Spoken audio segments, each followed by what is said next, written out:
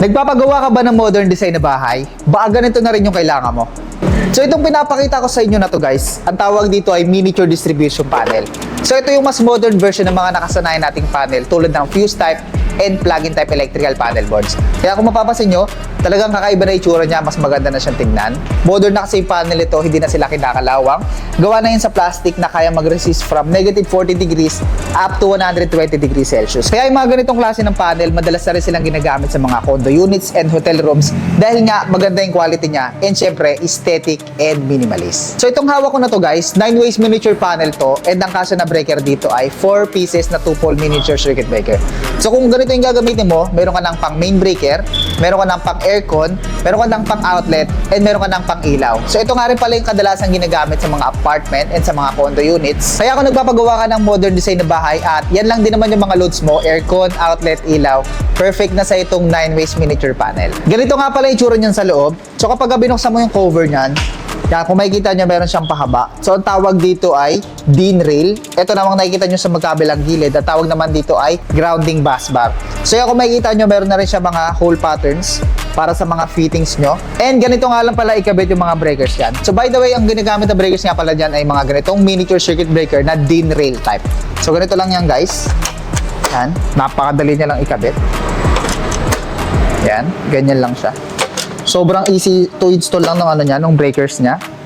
And syempre yung panel ito ay napakadali lang din nilang ikabit. So ito nga pala guys, pag nagpunta kayo sa TikTok shop natin, set nyo na siya makukuha. So sa iba kasi, panel and breakers lang. Pero dito sa atin, complete panel set na yan. So meron na kayong miniature distribution panel na modern, miniature circuit breaker. Pwede kayo mag-request ng ampere, depende sa gusto nyo.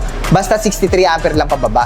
And then meron na rin yung kasamang COM bus bar. Ito naman yung magsisilbing jumper para masupply ng kuryente yung mga branches na magsusupply naman ng kuryente papunta sa mga loads natin sa bahay. Tulad ng aircon, outlet, and ng ilaw. Tapos syempre meron na rin yung kasamang grounding bus bar. Talagang complete set na siya. So ang gagawin nyo na lang kapag nakuha nyo to, papa-wiringan and papa-install nyo na lang. And speaking of installation guys, meron nga pala tong 2 easy installation na pwede nyo pagpilian. So pwedeng surface type installation, pwedeng flash type installation. Yung surface type installation guys, hindi nyo na kailangan magbutas sa wall nyo. Ang gagawin nyo na lang, screw nyo tong pinakalikod ng panel sa walls nyo. Ganun lang. Tapos yung mga wirings yan, dito siya dadaan or sa baba. Tapos ang tip lang doon, kapag surface type installation yung gagawin nyo, yung mga wirings niyan para hindi nakakalat, gamitan nyo sila ng PVC molding. Ngayon, kung gusto nyo naman na mas maganda at mas safe na installation, kagaya sa mga hotel and condo units, ang gawin nyo installation ay flash type installation. So sa flash type installation guys, ilulubog nyo tong part na to ng panel.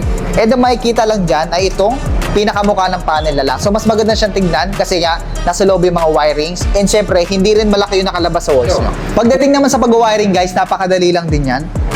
So ito nga pala yung supply side ng ating breakers. Ito naman yung load side. So from Meralco, papunta yung supply side ng ating main breaker. So ngayon meron ng supply ng kuryente yung ating main breaker. Para naman masupplyan yung mga branches, gagamit naman tayo ng wire-as jumper from load side ng ating main breaker. Papunta naman ngayon sa supply side ng ating unang branches. So sa unang branches natin na yan, dyan pa lang tayo gagamit ng COM bus bar. Ito naman yung magsisilbing jumper. Yan. Para masupply naman ng kuryente yung iba pang mga branches. So dahil may kuryente na ibang mga branches, pwede na natin masupply ng kuryente yung mga loads natin sa bahay tulad ng aircon, outlet, at ilaw. Kaya kung naghahanap ka ng maganda, safe, and easy to install na electrical panel board na syempre bagay dyan sa modern design na pinapagawa mong bahay, bisitahin mo na ang ating TikTok shop.